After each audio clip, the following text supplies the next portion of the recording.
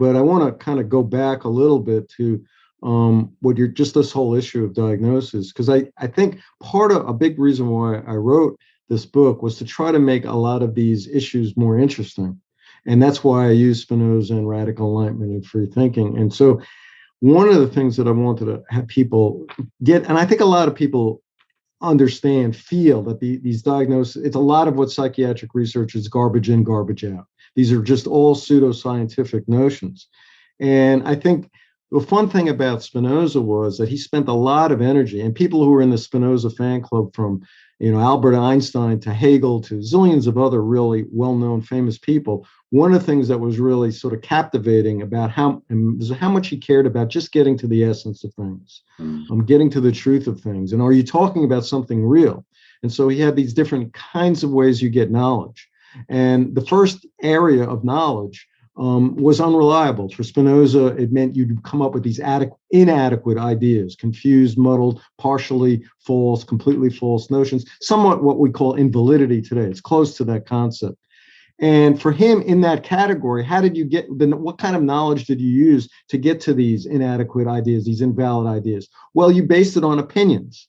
You based it on anecdotal evidence. You based it on hearsay. You based it on your imagination. These were his categories. And so that was a kind of a fun thing for me to kind of get people to sort of like look at this whole issue of diagnoses in a fresh way. Like even somebody 350 years ago, Spinoza and all his buddies, his critical free thinking buddies, would have said, this is nonsense. How do these diagnoses come into being? They're somebody's opinion. And what we know is the American Psychiatric Association creates the DSM. It's a small committee at the American Psychiatric Association. They create it based on their opinions. And the more interesting question is like, well, how do they make these opinions? Based on what? And if you take a look at the history of how these things become diagnoses, certain behaviors and certain phenomena become, quote, mental illnesses, it's based on their perception of what gets them uptight, what causes tension for them, and what causes tension for other people. And you clearly see that with homosexuality. They assumed, as was the case in the 1940s, 1950s, homosexuality got a lot of people uptight. And they were way behind the curve in understanding by the late 1960s, a lot of America was not so uptight around folks who were homosexual. They had starting to have friends who were out there homosexuals, but they were behind the curve on that. And so they were still thinking that this was progressive to take, these people who were making everybody uptight, themselves included, and call them mentally ill versus calling them sinners or calling them criminal. Okay. And if you understand that, you see how that is the same way everything becomes a mental illness. So again, we were talking before about these ADHD, attention deficit hyperactivity disorder kids, or these oppositionally defiant disorder kids.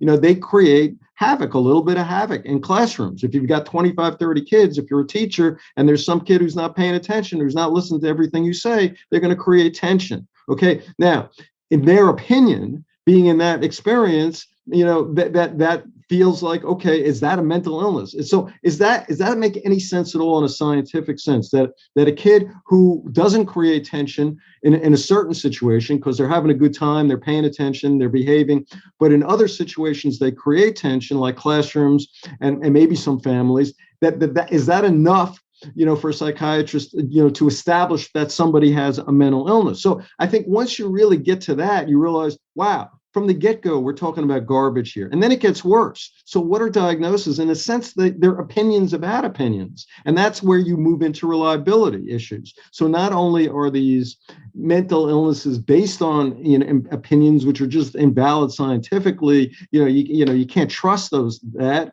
But also, even if you believe for the sake of argument that ADHD is a disease, you say, wrong, Nick, wrong, Bruce, that's a disease. Well, we know, you and I know, that you can't reliably diagnose that because, it's based on all these non-objective measures. It's usually diagnosed on these paper and pencil questionnaires that are given to teachers, given to parents, and they're notoriously unreliable, which by that I mean that different people, different doctors, different teachers will look at the same kid and come up with different ideas. And so in all of these diagnoses, even these so-called serious mental illnesses like quote schizophrenia, that the reliability among people diagnosing these people is incredibly low. So you have a situation where it's been long known that these things, these concepts are invalid scientifically and unreliable. It's in science, that means it's garbage. We shouldn't even be talking about these things. The idea of trying to associate these things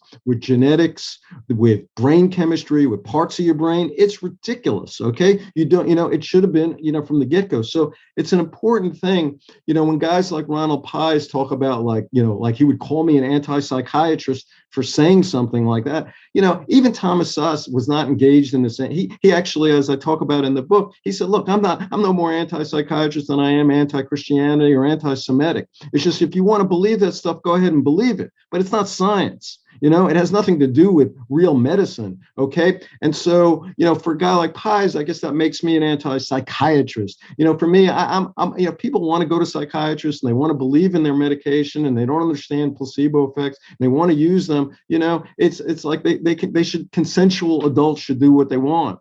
But, the idea of guys like him trying to convince me there's anything scientific about psychiatry is ridiculous, because from the get-go, their building blocks, their diagnoses themselves they have zero scientific value. Okay. So again, I know I'm repeating myself, but it's important for people to understand, once you reach that point, everything else is garbage. It's garbage. And you're going to do research with garbage. You're going to come up with garbage. Yeah, well, thank you, like, for your indignance, for your passion. I think it's merited completely. And one of the very interesting things that I have observed is the way that a diagnosis can kind of become a self-fulfilling prophecy.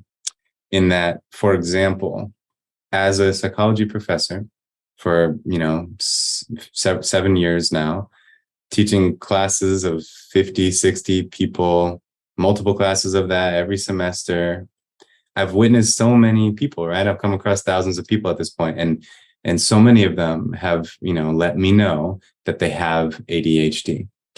And when I listen to the way they talk about it and the way that it has become absorbed into their identity, I see the way that it's the excuse for any time they're distracted. And it is the excuse for never working on developing the skill of concentration. Now, with total, respect to anyone listening who has been diagnosed with that, who genuinely struggles with paying attention, I'm not saying that you're just lazy.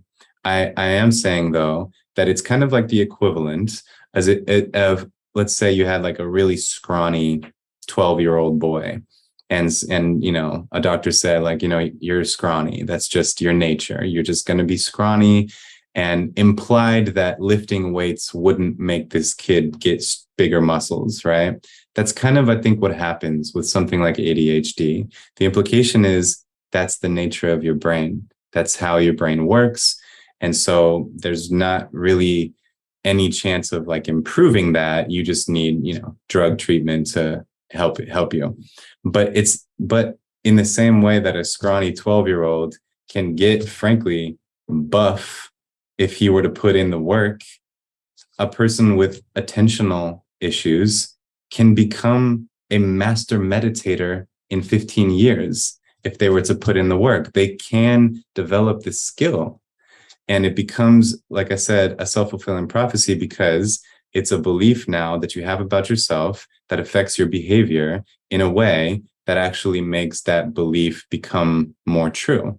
Because again, it justifies your inattentiveness. It gives you an excuse, and it totally demotivates you to put in the work to develop the skill of concentration.